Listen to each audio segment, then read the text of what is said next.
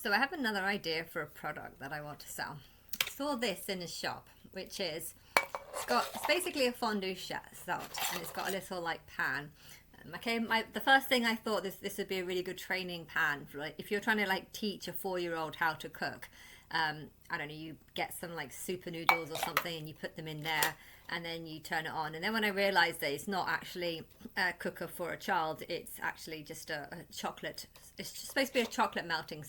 You know, I like that because I always find that I can't cook chocolate, because you put it in the large pan and you end up having to cook huge amounts and most of it ends up sticking on the pan.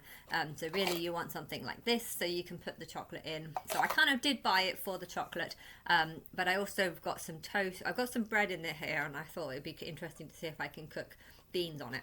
And then I thought, you know, it wouldn't be interesting to see if I can cook an egg on here. And you can't cook an egg. You're probably going to end up getting sick if you try cooking an egg in it, because it doesn't cook properly. But anyway, if I'm sick later, I know why.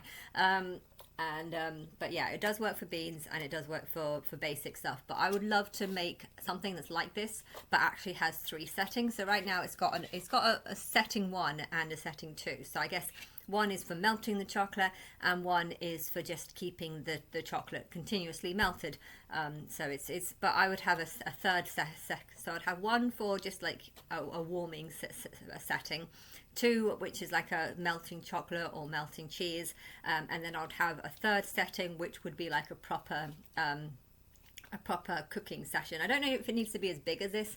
It could just be like half the size of this with the pot that goes inside, but or maybe have the pot even slightly bigger.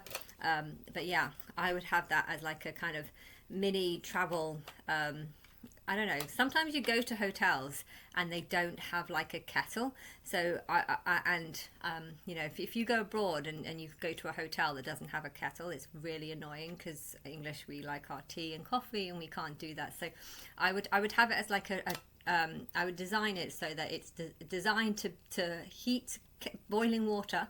So it's going to be like a half kettle, half cooker, half chocolate melter or whatever. So you know, if you've bought some strawberries around the shop, you can always just melt some chocolate in it, or if you want to have beans on bread or whatever, or if you want to cook a super noodle. I'd probably change the size because this is a little bit inappropriate, but I think that would be just such a cool thing. Something that's just small enough so that if you go to the hotel and it finds that it does have a kettle, then it doesn't matter, because it's small.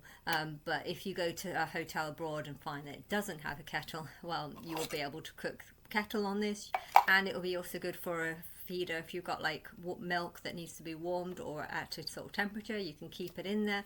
And yeah, I was kind of thinking I want one of these, but yes, I did want it to be it would be nice if it had a third setting which would allow eggs to be cooked on it. So if I was to design a product, I would want to design a sort of travel kettle.